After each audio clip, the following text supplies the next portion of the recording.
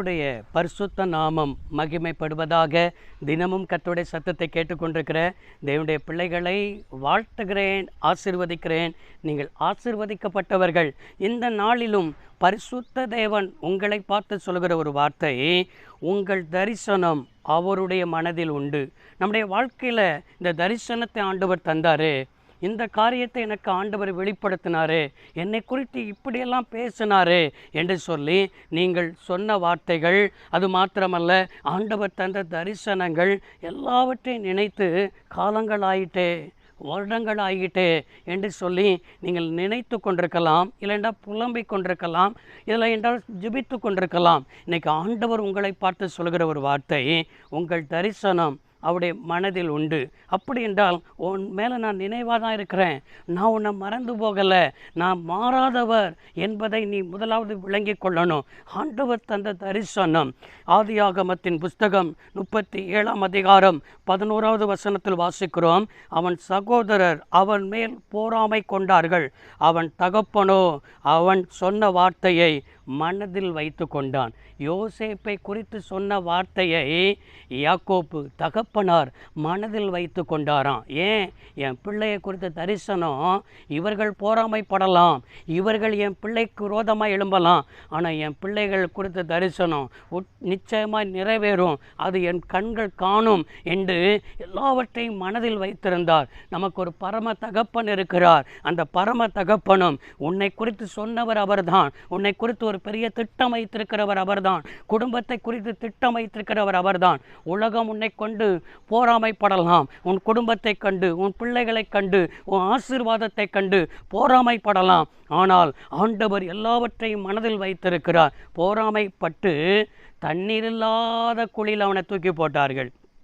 சில சமயத்தில் நீ நம்பினவர்களெல்லாம் இப்படி தான் உன்னை என்ன செய்வார்கள், இப்படி போராமை கொண்டு உன்னை அழிக்கலாம் என்று திட்டம் தீட்டுவார்கள். தண்ணீர் இல்லாத குழியில் ஒரு வெறுமையான அனுபவத்தில் இருக்கலாம்.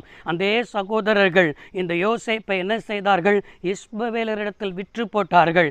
இஸ்மவேலர்கள் போத்திபாரிடத்தில் விற்று போட்டார்கள். அவனுடைய நடந்து போன பாதையெல்லாம் பாருங்க, போத்திபாருடைய வீட்டில் செய்யாத குற்றச்சாட்டு அவன் மேல் வந்தது. இப்படி பல பாடுகள், பல பிரச்சனைகள், பல அவச்சொல்கள், பல அவமானங்கள். இது எல்லாம் எதற்கு தெரியுமா? உனக்கு ஆண்டவர் தந்த தரிசனம் நிறைவேற வேண்டுமென்றால் அவர் சில பாதைகள், உன்னை உருவாக்குகிற பாதைகள் இருக்கும். அந்த உருவாக்குகிற பாதை உனக்கு ஆண்டவர் அந்த தரிசனத்துக்கு நேராய் நடத்துகிறார் என்பதை நீ விளங்கி கொள்ளணும். உருவாக்குகிற பாதை கொஞ்சம் கஷ்டமாக தான் இருக்கும், கொஞ்சம் கவலையாக தான் இருக்கும், சில போராட்டங்களாக தான் இருக்கும். அதை கண்டு சோர்ந்து போகக்கூடாது. என்னை ஆண்டவர் உருவாக்குகிறார், எனக்கு வைத்திருக்கிற தரிசனத்துக்கு நேராய் உருவாக்குகிறார். அவர் உருவாக்குகிற வரைக்கும் அவர் கரத்தில் தான் நீ இருக்க வேண்டும். அதற்கு முன்பாக அவசரப்படக்கூடாது. ஏன் நடக்கலை, ஏன் வாழ்க்கையில் காலதாமதம் ஆகுது? அவர்களுக்கு நடக்குது. அவர்களுக்கு தரிசனம் இல்லை, உனக்கு தரிசனம் இருக்குது. அவர்களுக்கு தேவன் இல்லை, உனக்கு தேவன் இருக்கிறார். உனக்கு வேதம் இருக்கிறது, வார்த்தை இருக்கிறது, அவர் உன்னை குறித்து ஒரு திட்டம் இருக்கிறது. அந்த திட்டம் நிறைவேறணும்னா உன் வாழ்க்கையில் கர்த்தர் இப்படிப்பட்ட பாதையின் வழியாக நடத்தி தான் ஆவார். சில சம்பவம் நடக்கிறது. சகோதரனே, சகோதரியே, உன் வாழ்க்கையில் நீ கேள்வியோடு இருக்கிற, உன்னை பார்த்து ஆண்டவர் சொல்கிறார், உனக்கு ஆண்டவர் தந்த தரிசனத்தை அவர் மனதில் வைத்திருக்கிறார், மறந்து போகவில்லை. ஒரு நாள் வந்தது, அந்த தரிசனம் யோசேப்புடைய வாழ்க்கையில் நிறைவேறினது. சகோதரர்கள் வந்தார்கள், தகப்பனார் வந்தார், எல்லாரும் அவனுடைய மேன்மையை பார்த்தார்கள். உன் மேன்மையை உலகம் பார்க்கும், உன் மேன்மையை உன் குடும்பம் பார்க்கும், உன் ஆசீர்வாதத்தை உன்னுடைய நண்பர்கள் பார்ப்பார்கள். இன்றைக்கு அதை செய்ய வல்லமை உள்ளவர். ஆமென் சொல்லுங்க. வானத்தையும் பூமி உண்டாக்கின சர்வ வல்லமை உள்ளவரே, இந்த வார்த்தை அபிஷேகத்தை தாரும். இந்த வார்த்தையின்படியே நம்முடைய பிள்ளைகள் இந்த நாளை ஆசீர்வதியும். இயேசு ரட்சக நாமத்தில் பிதாவே, ஆமென். கர்த்தர் ஆசீர்வதிப்பாராக. God bless you all.